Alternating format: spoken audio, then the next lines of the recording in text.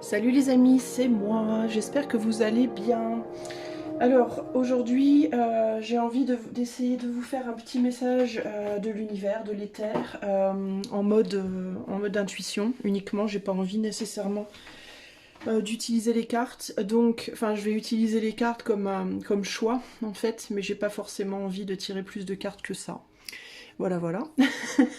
Donc je vais vous demander de choisir parmi ces trois cartes-là, choix 1, choix 2 et choix 3, et de voir laquelle vous parle. Et moi, je vais vous donner le message que je reçois intuitivement. Voilà.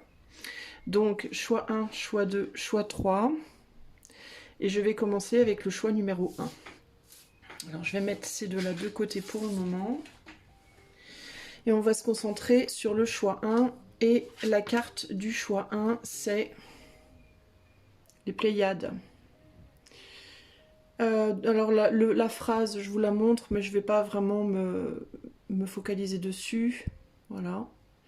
Double mission, canaliser, élever l'humanité. Ok, mais cela dit, voilà, je vais pas nécessairement me focaliser là-dessus. Je vais essayer de me concentrer et de vous dire ce qui me vient. Ok.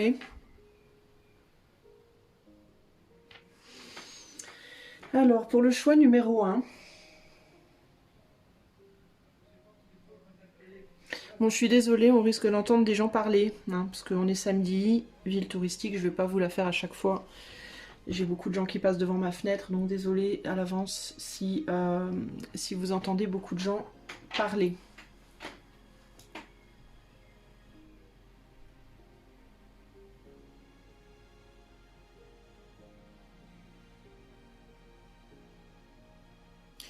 Alors, il peut y avoir une forme de frustration pour vous en ce moment, justement par rapport à l'incapacité de comprendre certaines choses d'une manière logique.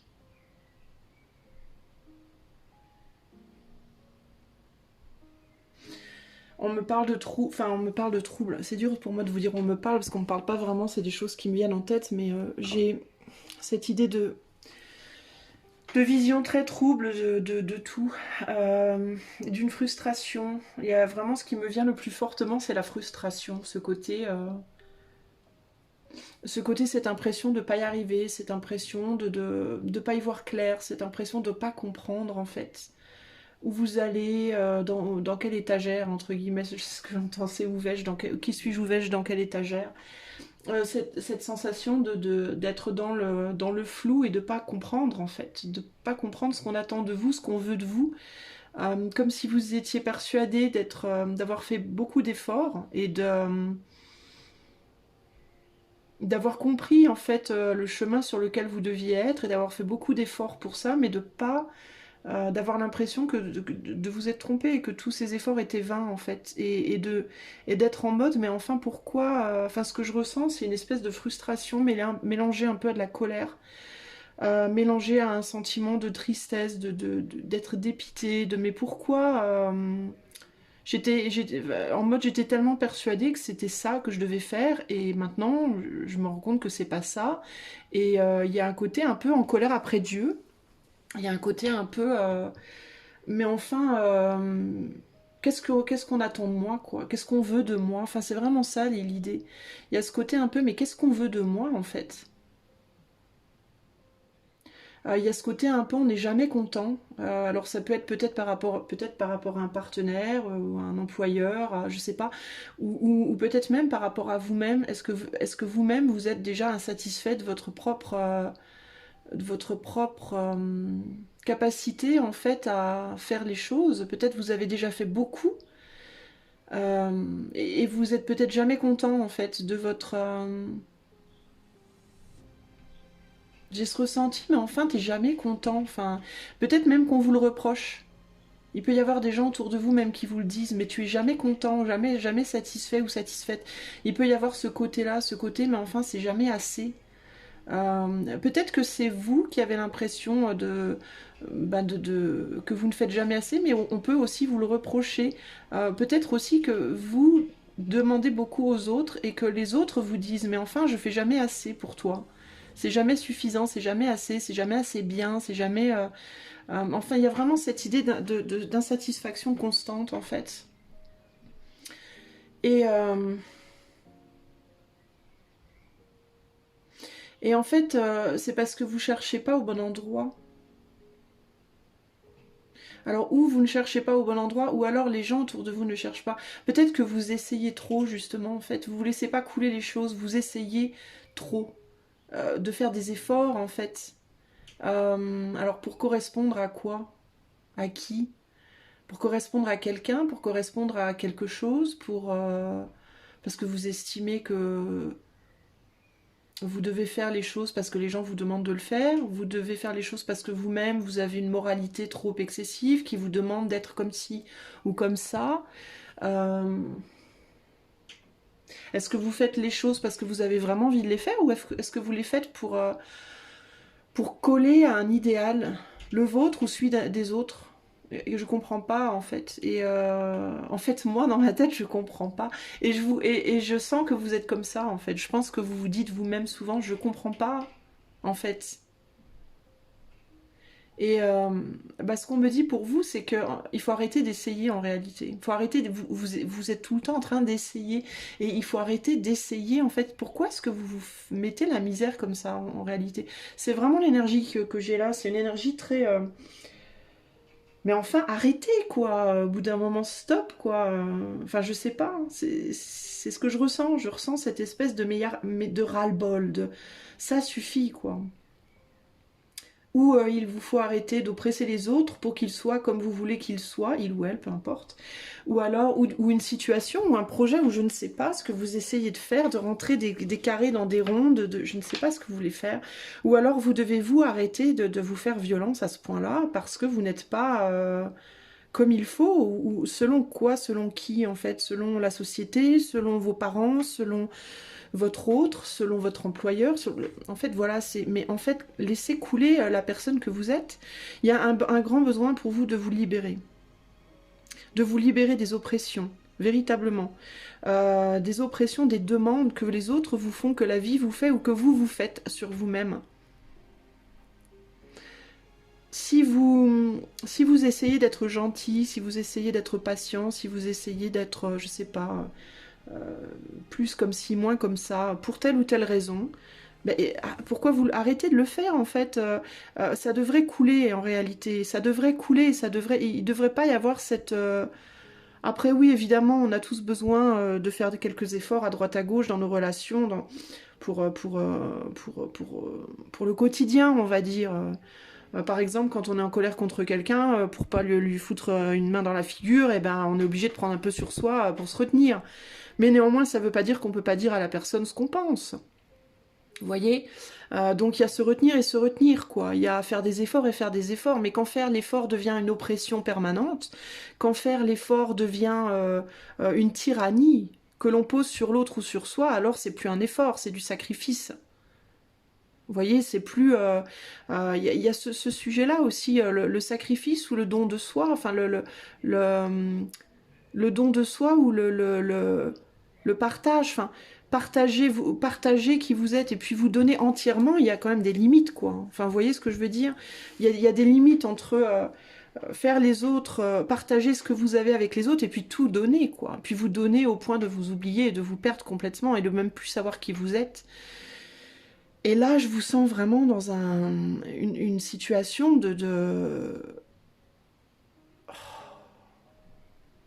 mais vous êtes même plus existant, limite, quoi. Ou alors vous demandez à l'autre, peut-être, de ne plus être existant pour vous.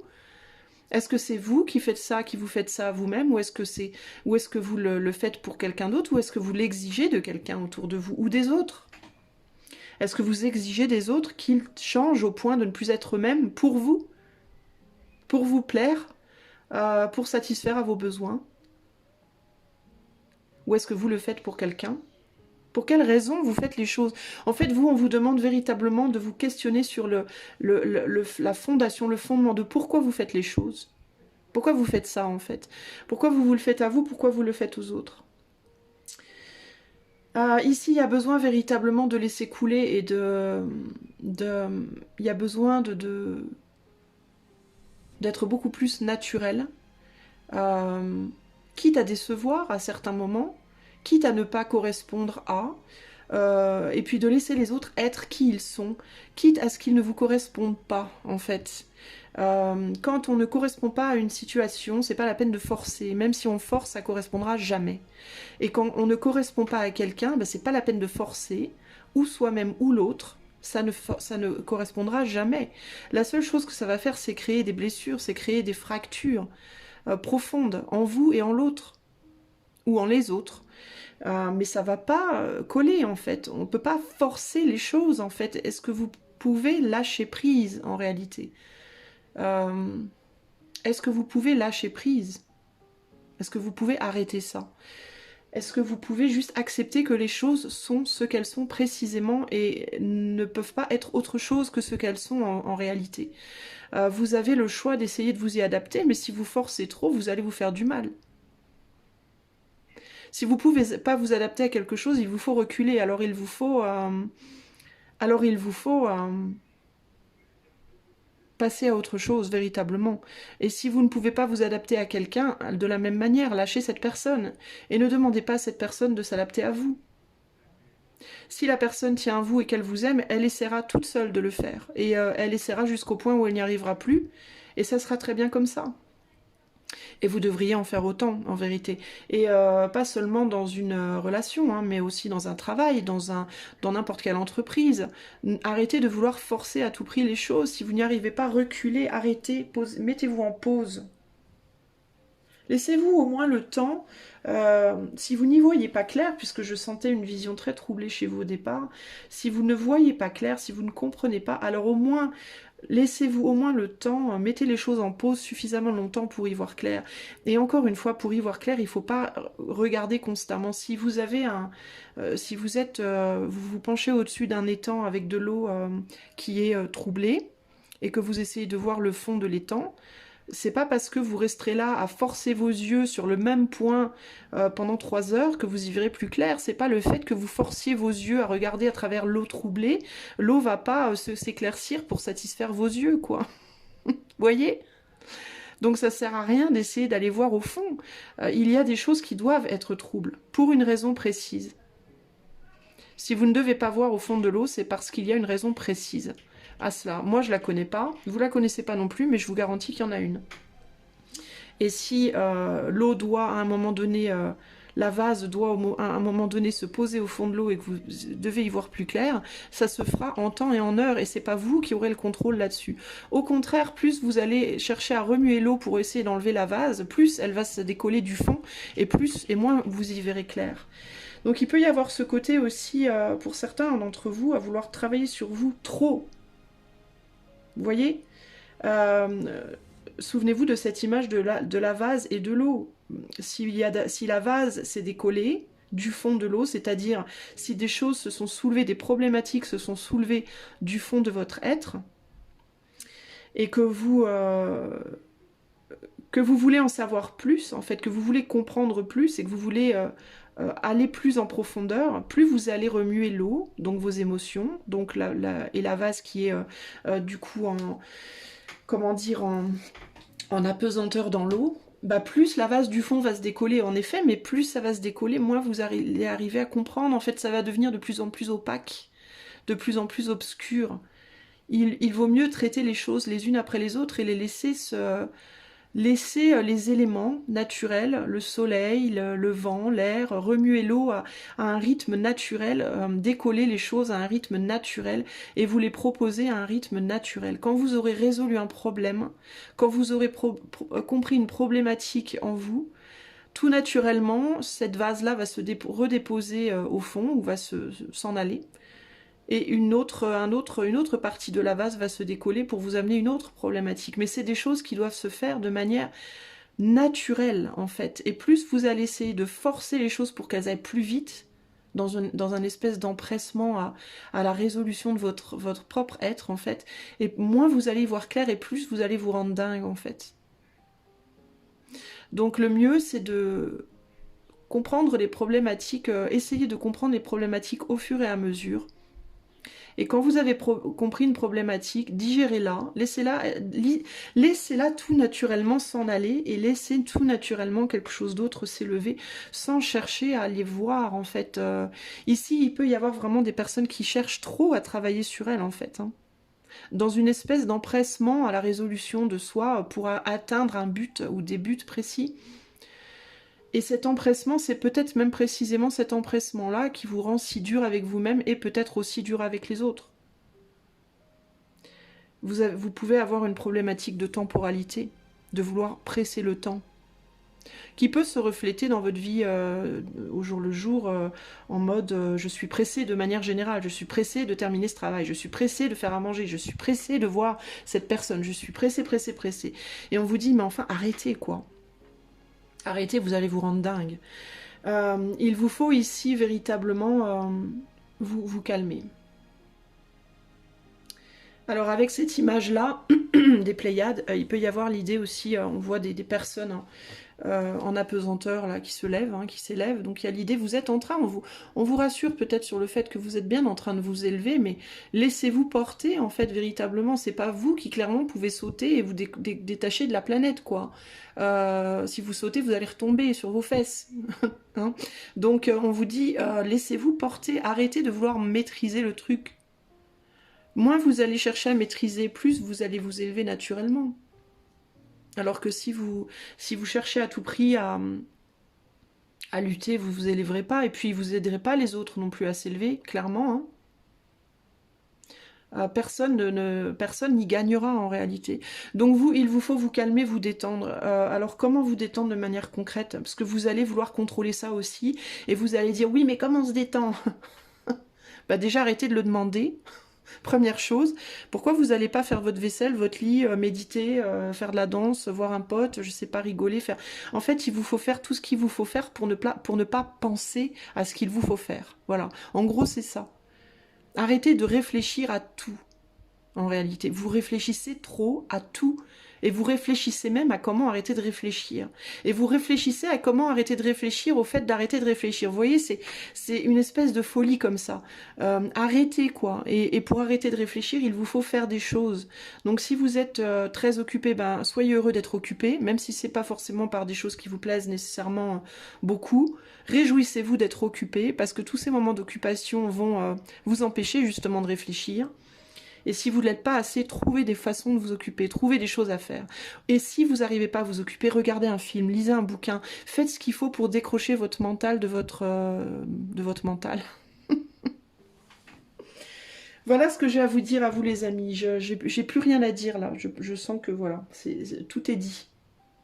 J'espère que ce message vous parlera et vous aidera. Je vous fais des gros bisous et je vais passer à la carte numéro 2. Salut à vous les amis, pardon pour la main en mode grand écran, mais c'est parce que j'ai focalisé sur la carte. Alors on va essayer de voir quel est le message pour vous aujourd'hui. On a le renard, ah c'est fou. Bon. Pourquoi je vous dis c'est fou? Parce que juste avant, j'avais cette impression que vous cherchiez à résoudre un mystère. Et j'ai le renard qui sort. Alors là, sur la carte, il nous parle... d'ingéniosité, de flatterie, d'intérêt personnel. Mais c'est pas les mots que je retiens ici, c'est vraiment juste l'énergie du renard, et l'énergie du renard, le renard est rusé. Mais vous, c'est pas une ruse dans ce sens-là. Vous essayez de résoudre un mystère, vous essayez de comprendre quelque chose qui n'est pas nécessairement... vous essayez de comprendre... Vous, je pense que vous ressentez des choses et vous essayez de comprendre ce que c'est. Mais alors, attendez, je vais essayer de me poser 2 secondes. Pour vous, choix 2.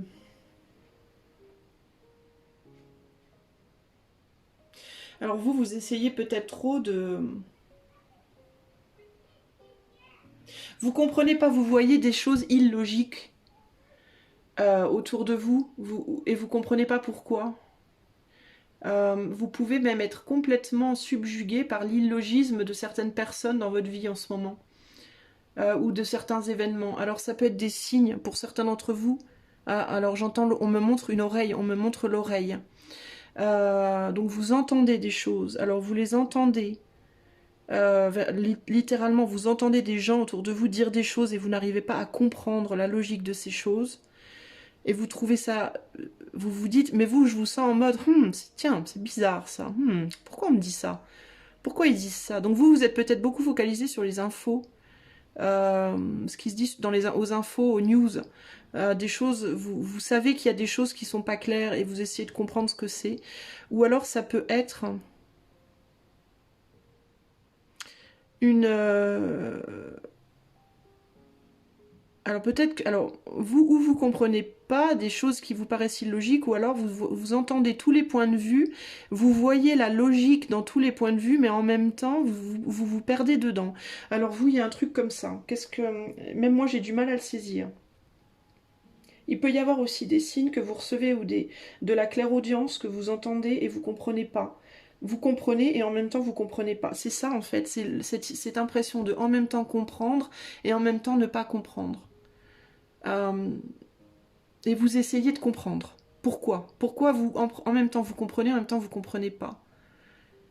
Vous comprenez des choses, peut-être même sur vous, votre vie, votre passé. Il y a peut-être des réalisations en ce moment, beaucoup de choses que vous comprenez en mode révélation un peu par rapport à vous-même, votre enfance, le passé. Peut-être beaucoup, on a un renard qui regarde en arrière, donc ça peut être ça aussi.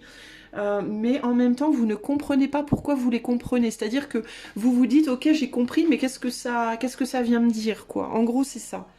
Qu'est-ce que ça me dit, quoi? Pourquoi j'ai cette compréhension? Pourquoi j'ai cette révélation? À quoi elle me sert? C'est un côté comme ça.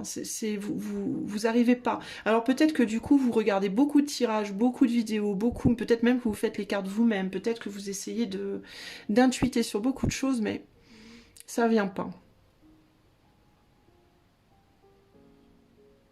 Alors pourquoi ça vient pas? Il y a une espèce de grand trou noir. On n'arrive pas à... j'ai envie de vous dire que vous allez comprendre éventuellement. Je ne sais pas quand ni comment.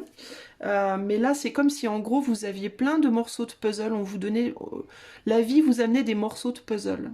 Et vous essayez de faire le puzzle. Et vous n'y arrivez pas. Il vous manque des pièces. Vous comprenez pas pourquoi on vous donne la pièce de gauche, la pièce de droite, mais celle du milieu on vous la donne pas. Ou alors vous avez l'impression que c'est plein de puzzles différents puis que ça correspond pas au même. Il y a quelque chose comme ça. Et il peut y avoir une frustration pour vous. Alors, il y a vraiment de la frustration par rapport aux 3 cartes ici, hein, de tous les choix. Mais vous, la frustration, elle peut être sur le point de je n'arrive pas à faire sens de tout ça. Je vois pas où ça veut me mener en fait. J'arrive pas à comprendre où ça veut m'amener tout ça. Et on vous dit, vous avez peut-être aussi perdu de vue le chemin que vous avez fait jusqu'ici. Il peut y avoir ici une nécessité de comprendre, si vous voulez comprendre où vous allez, c'est ce qui me vient, je ne sais pas pourquoi, mais il y a cette idée de si vous voulez comprendre où vous allez, regardez d'où vous venez. Alors il peut y avoir un besoin de considérer véritablement votre cheminement complet depuis votre naissance jusqu'à là où vous êtes aujourd'hui. Pourquoi, je ne sais pas. Différentes pièces. Alors on me dit que vous êtes sûrement des personnes qui avaient eu plusieurs vies dans une vie. Vous avez pu typiquement recommencer votre vie plusieurs fois. Ou vous retrouvez dans des endroits différents géographiquement plusieurs fois, avoir eu l'impression d'avoir vécu déjà plusieurs vies dans une. Et c'est comme si les pièces des puzzles qu'on vous donne correspondaient à différentes vies. Donc il vous faut peut-être regarder, par exemple, si vous avez vécu pendant la moitié de votre vie à Londres et l'autre moitié en France, vous avez certainement eu des personnes complètement différentes autour de vous, vous aviez peut-être des goûts radicalement différents, vous aviez des activités radicalement différentes, et il y a certaines pièces qui correspondent à Londres et d'autres qui correspondent à la France. Vous voyez, c'est un exemple que je vous donne, hein. Ça peut être aussi par rapport à différentes relations amoureuses, différents jobs que vous avez fait. Et il peut y avoir un besoin, vous regardez peut-être la chose de manière trop globale et vous allez peut-être pas assez dans le détail de différentes vies que vous avez déjà eues. J'entends que vous avez besoin de souffler, vous êtes fatigué en ce moment.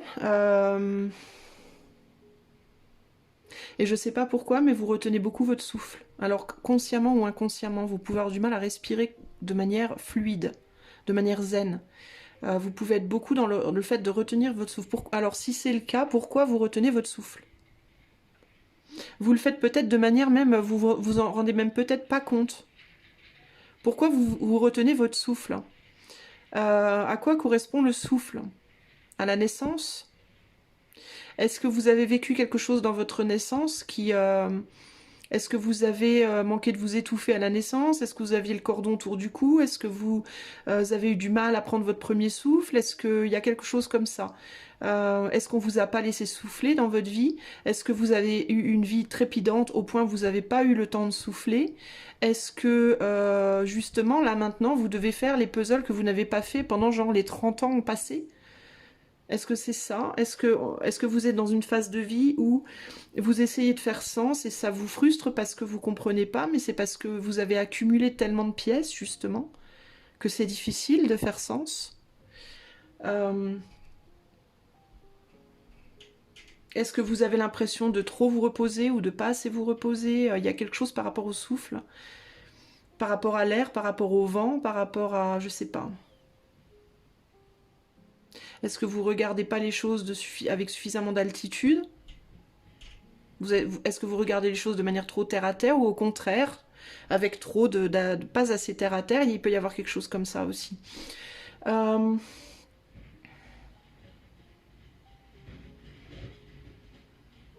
Il y a l'idée aussi de faire attention parce qu'on dirait que vous vous focalisez sur des choses. Vous passez peut-être trop de temps justement à vous focaliser sur des choses et du coup vous ratez d'autres choses. Vous passez peut-être trop de temps à réfléchir à une chose dans votre vie, un ou deux points dans votre vie, et puis du coup vous ratez d'autres points. Il peut y avoir des trucs comme ça aussi.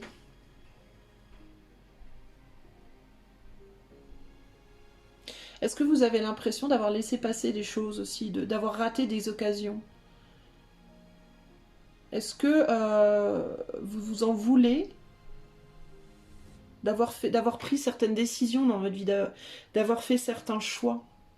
Et vous vous dites, mais pourquoi j'ai fait ça? Pourquoi j'ai pas eu l'intelligence ou la présence d'esprit de me rendre compte et de faire ça plutôt que ça? Est-ce que vous avez besoin de vous pardonner pour des erreurs que vous pensez avoir faites? Il n'y a pas d'erreur, hein, cela dit, hein, je vous le dis tout de suite. Hein. Il n'y a pas d'erreur, il y a différents chemins. On prend des chemins différents et les chemins nous mènent sur des expériences différentes, mais des erreurs, il n'y en a pas vraiment. En tout cas, c'est ce qu'on me dit de vous dire. Il n'y a pas d'erreur, il y a juste des chemins différents, c'est tout. Donc vous avez pris certains chemins qui étaient différents d'autres que vous auriez pu prendre, mais au final, vous allez atterrir au même stade. Enfin, au final, vous allez aller là où vous devez aller. Vous allez faire ce que vous devez faire. Vous le ferez plus ou moins tard, plus ou moins tôt, peu importe. Et ça n'a aucune importance en réalité. J'ai l'impression aussi que vous avez déjà beaucoup vécu. Vous avez fait beaucoup de choses dans votre vie. Et vous n'êtes peut-être pas assez dans la reconnaissance aussi des chances que vous avez eues, justement, plutôt que de vous focaliser peut-être tellement sur les choses que vous n'avez pas pu faire ou les chances que vous n'avez pas pu faire, que vous en oubliez toutes les chances que vous avez eues, en fait, toutes les belles choses qui vous sont arrivées dans la vie. Vous êtes beaucoup focalisé, j'ai l'impression, en ce moment, sur le négatif. Il y a un espèce de détachement, vous aussi, en ce moment. Je vous sens très détaché. Détaché en mode un peu je m'en fous. Mais vous vous fourvoyez en vous disant que vous vous en foutez parce que vous vous en foutez pas en vrai. Vous vous dites que vous vous en foutez, vous essayez de vous convaincre que vous vous en foutez, mais c'est pas vraiment vrai. Mais ça vous permet, le fait de vous dire ça, ça vous permet justement de pas trop vous stresser, et c'est pas forcément une mauvaise chose en soi. C'est comme un mécanisme d'autodéfense. C'est ce qui vous permet de pas trop stresser, mais en réalité, vous vous en foutez pas tant que ça. De ceux dont vous dites que vous vous en foutez. Je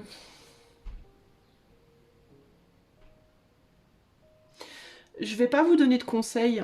Je demande intérieurement un conseil pour vous et je reçois pas de conseils et j'entends c'est parce que vous n'avez pas de conseils à recevoir en fait. Et je pense que vous êtes quelqu'un qui avait du caractère et qui vous dit... En fait, vous voulez pas... C'est pas qu'on ne veut pas vous en donner, c'est que vous voulez pas les recevoir. Vous n'êtes pas quelqu'un qui est ouvert, en tout cas en ce moment dans votre vie, vous n'êtes pas quelqu'un qui est spécialement ouvert aux conseils. Et encore une fois, vous vous fourvoyez un peu parce que je pense que vous allez vous dire le contraire, vous allez vous dire bah si, au contraire j'en ai besoin. Et en réalité, je pense que même si on vous en donne, vous n'allez pas les entendre. Parce que vous pensez, il y a une forme de fierté chez vous, il y a une forme de sentiment d'avoir tellement vécu, d'avoir tellement vu de choses, fait de choses, qu'il y a ce côté un peu hautain, Je vous dis les choses comme je les reçois, les amis, hein. À prendre ou à laisser. Et il y a un côté un peu... j'ai pas de leçon à recevoir, quoi, des autres. Et du coup, même quand on essaie de vous donner des conseils, je pense que vous n'êtes pas complètement ouvert à ce qu'on essaie de vous dire. Vous n'allez pas forcément envoyer bouler les gens, hein, mais il y a ce côté... si vous êtes honnête avec vous-même, je pense, il y a ce côté, oui, bon, je sais quoi, c'est bon. Hein, j'ai pas besoin... bon, vous le dites pas forcément, mais il y a un côté, bon, ça va, quoi. Et le truc, c'est que si vous êtes fermé au conseil, vous recevrez pas de conseils. Et le truc, c'est que... Et il y a autre chose, c'est que je vais même aller plus loin et vous dire, c'est pas la peine de vous dire, je dois m'ouvrir au conseil parce que vous y arriverez pas. Parce que c'est profond en vous, en fait, cette espèce de rébellion. Vous êtes un rebelle ou une rebelle. Il y a quelque chose de très instinctif chez vous, comme ça, de rebelle chez vous. Et même si vous vous dites je dois m'ouvrir au conseil, je dois être plus tolérant, vous allez vous le dire, mais profondément dans vos tripes, ça se fera pas. Et c'est pas la peine d'essayer parce que c'est vraiment chez vous, comme c'est quelque chose d'instinctif, c'est quelque chose d'ancré, en vous, ça fait partie de votre caractère, quoi. En fait, vous êtes un peu hermétique au conseil parce que vous n'en avez pas vraiment besoin en réalité. Vous n'en avez pas vraiment besoin parce que vous savez déjà au fond de vous ce que vous devez ou devez pas faire. C'est même pas... Il y a un côté fier et en même temps c'est un côté fier qui ne doit pas chez vous être enlevé. C'est quelque chose qui fait partie de votre caractère et qui doit être là. Et la seule chose qu'il vous faut faire, c'est d'essayer éventuellement comment dire, de mitiger ça pour que ça vous en fait il faut pas que ce côté fier, il faut pas le supprimer, mais il faut faire en sorte, enfin essayer de faire en sorte que que ça ne vous handicape pas, c'est-à-dire que ça ne devienne pas trop extrême, voyez. Mais si vous avez une fierté à recevoir des conseils ou de l'aide, ça peut être de l'aide aussi, hein, de manière générale, puisqu'un conseil c'est toujours c'est une aide aussi, c'est que vous n'avez pas vraiment besoin de ça. Au moment où vous en avez vraiment besoin, vous l'écoutez vraiment. En fait, il y a quelque chose d'extrêmement instinctif chez vous et quand vous devez recevoir de l'aide ou un conseil, automatiquement, vous y êtes ouvert. Et si en ce moment, vous ne vous sentez pas ouvert à ça, si en ce moment, vous êtes un peu hermétique à ça, c'est qu'en ce moment, vous n'en avez pas besoin véritablement. Tout simplement. Mais vous allez comprendre les choses. J'ai pas vraiment, j'ai pas de conseils pour vous, j'ai pas vraiment grand chose à vous dire au-delà. Vous, c'est plus un espèce d'inventaire en mode état des lieux, quoi. Faites un état des lieux peut-être. S'il y a vraiment une chose que je peux vous dire, c'est faites un état des lieux. Alors pourquoi état des lieux? Est-ce que vous devez quitter un endroit où vous êtes aussi? Est-ce que vous devez faire un état des lieux? Est-ce que vous allez déménager prochainement? Est-ce que vous devez penser à déménager? Est-ce que c'est quelque chose sur lequel vous devriez vraiment réfléchir? Est-ce que vous devez faire un état des lieux d'une relation? Un état des lieux d'un endroit? Un état des lieux Quand on fait un état des lieux, c'est qu'on regarde en comment on laisse quelque chose? Comment, dans quel état est quelque chose? Au moment d'y rentrer, au moment donc de quitter, ça peut être un état des lieux avant de quitter quelque chose, ça peut être un état des lieux avant de rentrer dans quelque chose. Est-ce qu'en ce moment, dans votre vie, vous êtes en train de faire l'état des lieux de votre vie, tout simplement? C'est peut-être juste ça, hein, parce que vous êtes en transition, parce que vous êtes dans un grand changement dans votre vie. Un état des lieux général, de vos émotions, de votre corps, de votre vie générale.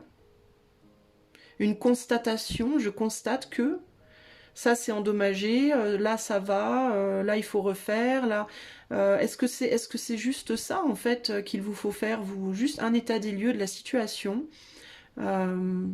pour voir. Et ça veut dire quoi? Ben, ça veut dire en effet, oui, regardez tout ce que vous avez fait déjà jusqu'ici et où vous allez. Si vous savez pas où vous allez, c'est peut-être pas le moment de le savoir, tout simplement, c'est que c'est peut-être pas encore le moment de le savoir. J'ai vraiment pour vous ce sentiment que vous savez au fond de vous que c'est comme si vous saviez que vous ne deviez pas savoir. C'est comme si, en fait, vous avez déjà acquis cette compréhension instinctive des choses. Et il y a ce côté, mais pourquoi vous cherchez des réponses alors que vous savez pertinemment que vous n'en avez pas besoin là maintenant? Là maintenant, il vous faut constater des choses. Et quand vous aurez terminé cet état des lieux, automatiquement et tout naturellement, les choses vont se révéler à vous sur là où vous allez. Et ça va venir en fait. Et il peut y avoir, quand je vous parlais de plusieurs vies, à ce côté aussi, vous avez déjà vécu ça. Vous avez déjà fait cet état des lieux dans votre vie précédemment. C'est pas la première fois que ça vous arrive. Et du coup, il y a le côté, c'est pour ça que je vous dis, vous n'avez pas de conseils à recevoir, parce que d'une certaine manière, ce que vous vivez aujourd'hui, vous l'avez déjà vécu précédemment, et vous avez déjà, si vous vous sentez désespéré de ne pas comprendre en ce moment, je pense qu'on vous dit, mais ça t'est déjà arrivé, enfin c'est bon, tu sais que ça va se débloquer éventuellement. C'est pas la première fois, tu vois, donc arrête de paniquer, quoi. Il n'y a pas de raison, en fait, d'avoir peur ou de paniquer ici. Vous savez très bien que vous avez déjà fait plusieurs états des lieux dans votre vie, en fait. J'ai le sentiment que c'est aussi bien dans la matière que sur un plan spirituel. Je pense que c'est pas la première fois. Alors peut-être que cet état des lieux-là, il dure un peu plus longtemps que d'habitude, peut-être qu'il est un peu plus intense que d'habitude. En même temps, on est, d'un point de vue général, hein, global, dans une grande intensité énergétique, hein, au niveau des planètes, au niveau de la Terre, des gens, tout est très intense, donc ça peut vous paraître différent, mais ça n'est pas en fait vraiment différent, c'est juste un peu plus intense que d'habitude. Mais vous savez où vous devez aller.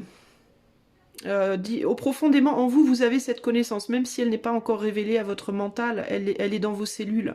Cellulairement parlant, vous l'avez déjà, la connaissance, et elle remontera au moment où il faudra qu'elle remonte. Donc moi, la seule chose que je vais vous dire, c'est continuer votre chemin dans la confiance que les choses vont se débloquer au bon moment, et continuer cet état des lieux. Faites l'état des lieux, ok? Voilà, choix 2. J'espère que ce message vous aidera. Je vous fais des gros bisous, et je vous dis à bientôt. Hello, choix 3. Alors, on va redécouvrir votre carte. Alors, avant de commencer, il y a des choses qui sont venues. La première, c'est un besoin de se repositionner. Il y a un repositionnement. Alors, je ne sais pas pourquoi. J'ai entendu les mots repositionnement et le mot ligne de mire. Et je ne sais pas pourquoi. Pour mieux viser quelque chose, pour mieux voir quelque chose, il y a une nécessité de se repositionner. Alors est-ce que vous êtes en train de le faire? Est-ce que vous allez le faire? Est-ce que vous l'avez déjà fait? On va voir, mais en tout cas j'avais ce mot-là. Qu'est-ce qu'on me dit ici? J'ai un 7 de pentacles. Alors le 7 de pentacles, traditionnellement, c'est la récolte. Mais c'est aussi une récolte limitée. On n'a pas exactement ce qu'on pensait avoir. C'est pas aussi bien qu'on le pensait. C'est ce dont on a besoin. Mais c'est une récolte qui est en réalité adaptée précisément à nos besoins, mais pas forcément à notre volonté. Et je vous parlais de repositionnement. Alors c'est peut-être ça le repositionnement, les amis. Est-ce que vous, on vous dit... Est-ce qu'on vous dit, vous ici, j'ai eu ça, alors ça, je ne sais pas dans quoi, hein, dans quel domaine, à vous de voir dans quel domaine, hein. J'ai reçu ça, j'ai récolté ça, c'est pas ce que j'aurais voulu beaucoup plus que ça. Ça me va pas du tout parce que c'est pas au point où j'aurais voulu. Oui, mais c'est ce que vous avez besoin. C'est ce dont vous avez besoin. Donc il vous faut vous repositionner par rapport à ça. Plutôt que vous frustrer sur ce n'est pas ce que j'aurais voulu, positionnez-vous sur oui, mais peut-être que c'est ce dont vous avez besoin là maintenant. Peut-être aussi que vous allez avoir beaucoup plus que vous ne pensiez. Alors dans ce cas, si vous êtes en mode non mais c'est beaucoup trop, alors on te dit c'est ce que tu mérites. Et c'est aussi ce dont tu as besoin. Donc tu dois l'accepter. Que ce soit beaucoup trop d'ennui ou beaucoup trop de bonheur, pas assez d'ennui ou pas assez de bonheur, peu importe, ici c'est tu es exactement là où tu dois être et tu as exactement ce dont tu as besoin et ce que tu mérites, point. Alors il y en a qui vont me dire oh ben tant mieux, c'est génial, d'autres qui vont dire mais c'est dégueulasse, je mérite mieux que ça, d'autres qui vont dire non mais moi je méritais pas tant. On s'en fout en fait ici, pardon, hein, si je suis un petit peu abrupte, je vous dis les choses comme je les ressens, véritablement, et ici il y a le côté non mais oui mais ok, d'accord, on t'entend en fait, on entend tes complaintes, tes plaintes, mais n'empêche que tu as exactement ce que tu mérites et ce que tu dois avoir. Voilà. Alors pourquoi? Eh ben pour en faire ce que tu dois en faire, précisément. Pour en faire ce que tu dois en faire. Alors, qu'est-ce qu'on me dit d'autre? Je vais lâcher la carte des yeux un peu.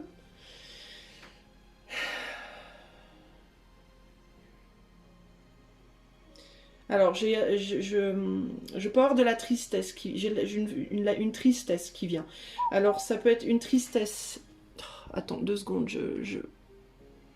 j'enlève ma sonnerie de téléphone, voilà. Alors, ça peut être une tristesse parce que vous pensiez que vous méritiez beaucoup mieux que ça et que vous comprenez pas pourquoi. Ou une tristesse parce que vous pensez que vous avez trop par rapport à d'autres, peut-être. Que peut-être d'autres autour de vous sont pas bien et que vous comprenez pas pourquoi vous avez autant de chance et que les autres n'en ont pas autant, ça peut être ça. Euh, mais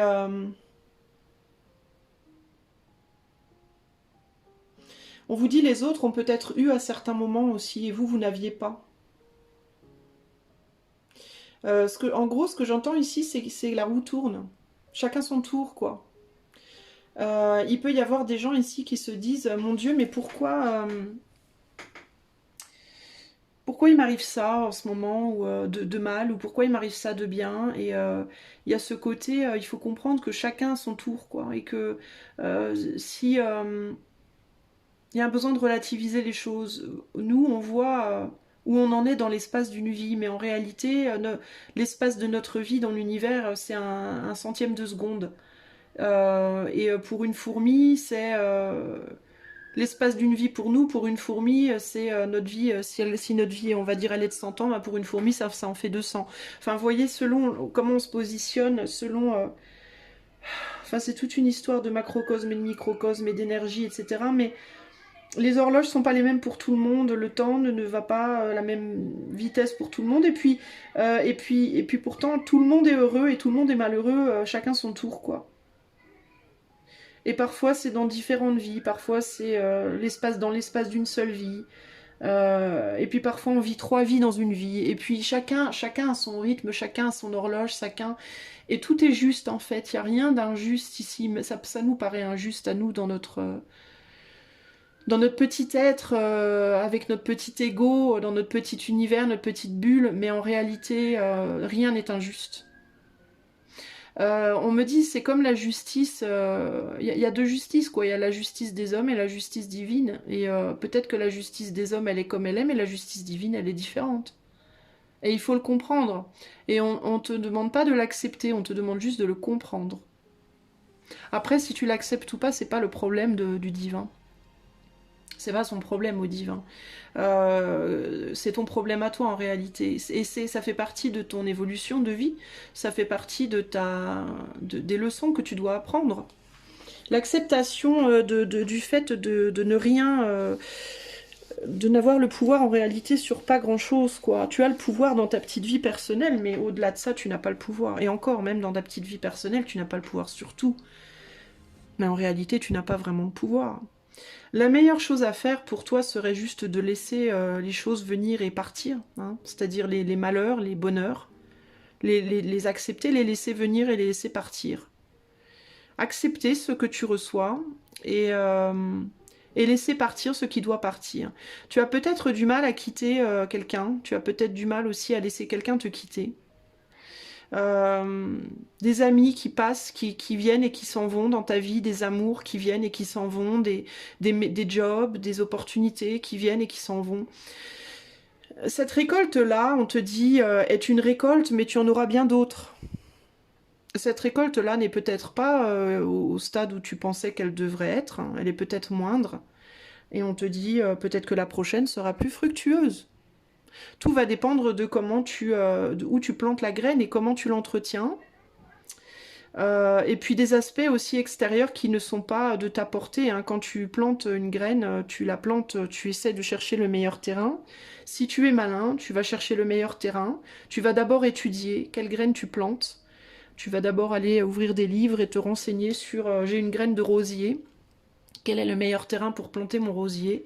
Comment je dois l'arroser? Quel climat il doit y avoir autour, etc. etc. Ça, c'est des choses qui sont dans tes capacités, que tu vas devoir faire. Si tu es malin, tu vas le faire. Tu vas d'abord te renseigner, ensuite tu vas concrètement faire dans la matérialité ce que tu as appris dans ton mental. Ça, c'est ce que tu peux contrôler. Après, ce que tu ne peux pas contrôler, c'est même si tu vas planter ton rosier dans un pays tempéré, où il sera, en France, par exemple, tu vas dans le sud de la France planter ton rosier, tranquille, voilà. Tu te dis, bon, la France, il fait pas trop chaud, pas trop froid, ça va pousser, normalement, il y a du soleil, machin. Ben, peut-être que cette année-là, il n'y aura pas de soleil. Et ça, tu ne peux pas le contrôler. Ça relève du divin. Ça n'est pas de ton ressort. Et s'il n'y a pas de soleil cette année-là et que ton rosier pousse mal, ça ne sera pas ta faute.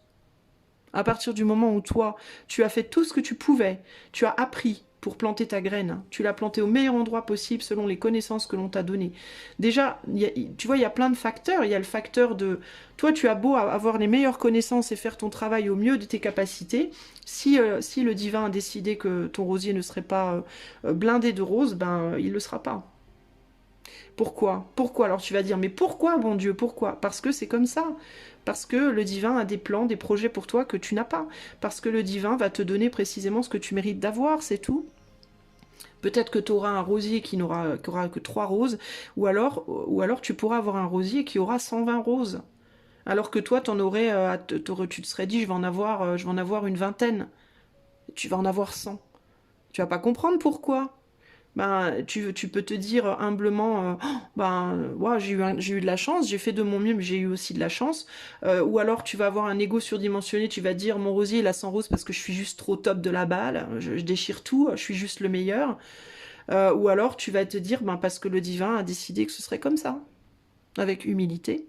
Tu vas te dire, j'ai 100 roses parce que j'ai bien fait mon travail, et le divin a aussi décidé que ce serait comme ça pour moi. J'ai ce que je mérite. Mais peut-être, si tu es sage aussi et intelligent, tu vas aussi te dire, je vais vraiment apprécier mes 100 roses et je vais réfléchir à la meilleure manière d'apprécier ce rosier parce que peut-être que l'année prochaine, pour le coup, j'en aurai peut-être que 3. Puisque rien n'est éternel et que rien ne dure et que tout change. Donc, on va te dire à toi qu'il faut accueillir. Et accueillir, c'est bien, mais il faut aussi laisser partir. En fait, tu dois constamment, si tu devais te visualiser dans un objet, ce serait une coupe. Il faudrait que pour t'aider toi-même, tu apprennes à te visualiser en forme de coupe. Donc tu peux, si tu veux, te tenir debout, droit, les jambes serrées, les mains grands ouvertes vers le ciel, les yeux fermés. Pourquoi les yeux fermés? Parce que quand on ferme les yeux, on voit pas ce qui vient, on voit pas ce qui part. C'est un symbole de détachement, d'une certaine manière. Pourquoi les yeux fermés? Parce que ça t'aiderait à apprendre à te détacher de ce qui pourrait venir dans tes bras et de ce qui pourrait en sortir. Il pourrait te tomber dessus une crotte de pigeon, il pourrait te tomber dessus l'homme de ta vie, il pourrait te tomber dessus 50 000 $, il pourrait te tomber dessus une brique. Mais une brique de maison, pas une brique. Tu vois, il pourrait te tomber dessus des choses agréables ou des choses désagréables. Et puis une fois qu'elles te sont tombées dessus, elles pourraient aussi s'en aller ou rester. Mais tu dois avoir les yeux fermés pour lâcher prise, en fait. En signe de lâcher prise, en signe d'acceptation. Je me tiens debout, les bras ouverts, vers le ciel, je ferme les yeux. Et j'arrête de vouloir contrôler ce qui va venir vers moi et ce qui va partir. Et j'accepte simplement que la seule chose que je peux contrôler, c'est les mouvements de mon corps et le fait d'ouvrir ou de fermer les yeux. Et que je ne peux pas contrôler ce qui va se passer après, une fois que mes yeux seront fermés et que je serai là, vulnérable, avec mes bras grands ouverts. Si tu es comme je pense que tu es, tu vas pas te sentir très confortable dans cette position au départ. Ça va pas forcément te faire te sentir confortable. Au bout d'un moment, tu vas être de plus en plus confortable. Et puis ça va se refléter dans ta vie. Ta vie va changer. Parce que tu vas devenir confortable avec l'idée du lâcher-prise.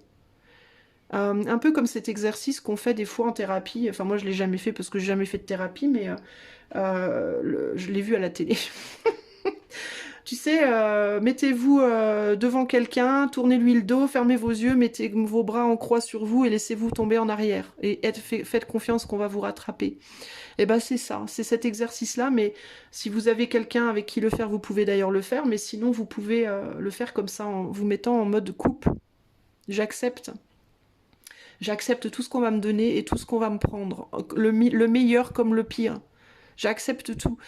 C'est le premier mariage qu'il te faut faire, c'est le mariage avec le divin. Et si tu arrives à te marier au divin, si tu arrives à être comme ça, comme comme une roche, comme un arbre, c'est-à-dire que tout passe et tu peux rien faire. Tu acceptes de rendre ton contrôle en fait. Alors les choses qui vont t'arriver dans la vie, les meilleures comme les pires, tu vas les appréhender d'une manière radicalement différente, avec beaucoup plus d'humilité, beaucoup plus de gratitude, et tu vas voir que ton bonheur va être décuplé. Et la vraie récolte que tu vas avoir, c'est la récolte du bonheur. Du bonheur de simplement vivre, de simplement être et de simplement aimer et d'apprécier les choses autour de toi, les choses, les gens. Tu auras plus envie de les garder, tu auras plus envie de les rejeter, tu vas laisser les gens venir à toi, rester autant qu'ils le voudront, et repartir, et tout sera serein. Et tu te rendras compte que c'est une bien plus belle récolte que tout l'argent du monde, que toutes les roses, que tout l'amour, que tout ce que tu peux avoir d'autre, en fait. Et qui sait, peut-être que tu auras aussi le mérite de recevoir cet argent que tu attends ou cet amour que tu attends en plus. Mais il ne faut pas que ce soit la fin en soi, en fait, ici. La fin en soi, il ne faut pas que ce soit les choses matérielles que tu pourrais recevoir. Quand je dis matériel, je ne parle pas uniquement d'objets et d'argent, je parle aussi du corps matériel des gens. L'amour, par exemple, est très beau, mais l'amour est très beau même s'il n'est pas vécu dans la chair, tu vois. Vouloir absolument avoir un partenaire et lui donner la main tous les jours, c'est très matérialiste, c'est très terre à terre, mais c'est pas très élevé spirituellement. Ce qui devrait compter le plus, c'est de savoir dans son cœur qu'on aime quelqu'un et qu'on est aimé. Après, le fait d'avoir cette personne avec soi chaque jour, c'est un peu la cerise sur le gâteau, mais c'est pas censé être le gâteau. Alors, toi, il te faudrait peut-être comprendre ça. Comprendre que tu n'es jamais seul aussi. Et que même si tu es physiquement seul, tu es éthériquement, constamment entouré. Entouré du divin, entouré des âmes qui sont sur cette planète avec toi aujourd'hui. Des milliards et des milliards et des millions et des milliards et des milliers d'âmes partout dans le monde, qui sont avec toi dans l'éther tout le temps en fait. Toi tu peux te sentir seul parce que tu es dans la flèche, mais parce que tu es dans... Pourquoi je parle en anglais? Tu es dans la flèche, tu es dans la chair, mais tu n'es pas seul en réalité. Pourquoi j'ai dit tu es dans la flèche? C'est rigolo ça. Est-ce qu'il y a quelque chose à dire avec la flèche? Intéressant. Est-ce qu'il y a une direction spécifique que tu as en tête? Est-ce que tu voudrais avancer telle une flèche vers une direction? Tu vois, ça revient avec l'idée de la cible que j'avais au départ. Pourquoi on parle de cible et de flèche? Parce que tu as une idée bien précise de comment les choses devraient être dans ta vie, de ce que tu veux, de là où tu veux aller. Et tu penses que tu as une trajectoire précise, mais encore une fois, la trajectoire de la flèche, de la manière dont tu la vois toi et de la manière dont le divin la voit, c'est radicalement... Ça peut être similaire ou ça peut être très différent. T'as un but, toi, tu veux aller quelque part. Un lieu peut-être de vie. Il y a quelque chose, toi tu visualises quelque chose de précis. Je pense que tu veux aller dans un endroit précis, où tu veux posséder quelque chose de précis, ou une personne, où il y a quelque chose que tu vises, toi. Et tu comprends pas pourquoi là tu y es pas, là.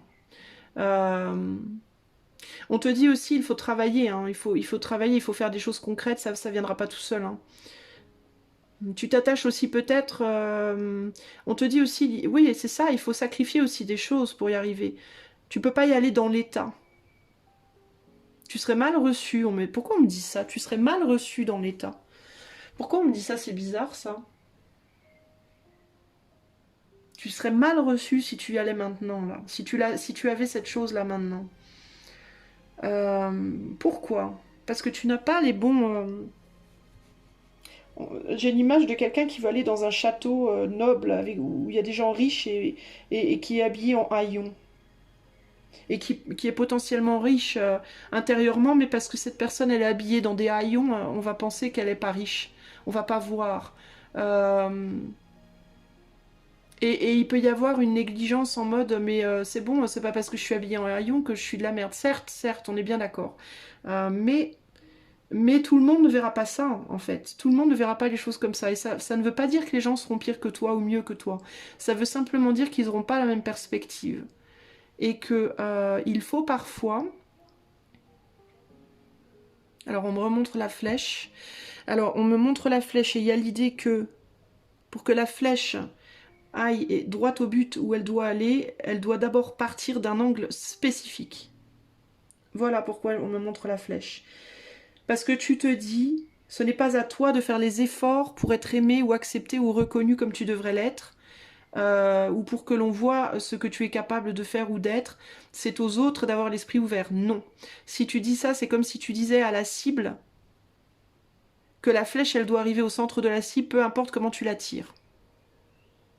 Et on me dit, si tu veux que la flèche arrive au centre de la cible, elle doit partir d'un angle extrêmement précis. Si elle n'est pas dans cet angle, elle n'arrivera pas au centre de la cible, et ça ne sera pas la faute de la cible parce qu'elle la reçoit mal. Ça sera la faute de la flèche qui vient d'un point de vue qui n'est pas le bon. Point de vue, flèche, cible, point de vue. Le point de vue, c'est ça, le point de vue doit changer. Je te parlais d'ajustement à faire. Bon sang, ça y est, je comprends tout. Je te parlais d'ajustement à faire, je te parlais de ligne de mire, je te parlais de point de vue. C'est ton point de vue qui doit changer et pas la cible. La cible n'est pas responsable de la manière dont elle va te recevoir. Tu es responsable de ton propre point de vue. Tu dois changer ton point de vue. Tu dois changer la direction par laquelle tu fais les choses. Ce n'est pas la faute des autres s'ils ne te reçoivent pas comme tu dois être reçu. Ce n'est pas la faute de la terre, des événements autour de toi, c'est la faute du point de vue. C'est ton point de vue qui doit évoluer. Tu dois trouver un moyen d'être habillé dans autre chose que des haillons si tu veux qu'on te perçoive comme quelqu'un de valeur. Ça peut paraître con, mais c'est la réalité des choses. L'habit fait le moine. Il ne le fait pas, mais il le fait. Je vous disais dans d'autres vidéos précédemment que tout a deux côtés. Toute chose dans le monde, toute pensée, toute personne, toute chose a deux côtés. Un côté pile, un côté face, un côté sombre, un côté lumineux. Une vérité est aussi un mensonge est aussi un mensonge est aussi une vérité, selon l'angle sous lequel tu le regardes, selon l'axe dans lequel tu te places. Si tu vas dans un château avec des gens nobles, très bien habillés, et que tu es habillé en haillons, tu peux être d'une grande qualité intérieure, on ne va pas te considérer à ta juste valeur, parce que tu ne corresponds pas, parce que cette flèche est mal partie.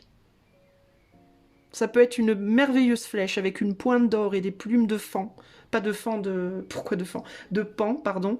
Des plumes de faon. C'est con, mais un faon n'a pas de plumes, on est d'accord? Donc tu peux être le plus beau des fans. Si tu es vêtu de plumes, on va pas reconnaître que tu es un faon. Et tu peux être le plus beau des pans. Si tu es vêtu de poils, tu vas pas être reconnu comme un pan. Tu comprends ce que je veux dire? Tu dois changer ton point de vue. Si tu veux attirer à toi gloire et richesse et tu es pauvre, tu dois d'abord te comporter dans ton attitude. Alors si tu peux pas, par exemple, t'acheter des vêtements de personnes riches, au moins tu changes ton attitude. T'apprends à parler comme il faut, à te comporter comme il faut, à parler avec classe, à te comporter avec classe, à être discret, à ne pas être trop discret ni trop... Tu vois, c'est des exemples que je te donne, mais ça peut être dans n'importe quel type de situation. Adapte-toi à ce que tu veux obtenir en réalité. Par exemple, si tu veux aller en Angleterre, tu parles pas un mot d'anglais, tu vas pas aller en Angleterre, on va pas te comprendre. Première chose à faire, apprends l'anglais. Deuxième chose à faire, renseigne-toi sur les mœurs du pays dans lequel tu vas. Comment c'est là-bas? Qu'est-ce que les gens mangent? À quelle heure ils mangent? À quelle heure ils se lèvent? À quelle heure ils se couchent? Comment ils se comportent entre eux? Quels sont les codes sociaux? Qu'est-ce qu'il faut faire? Qu'est-ce qu'il faut pas faire là-bas?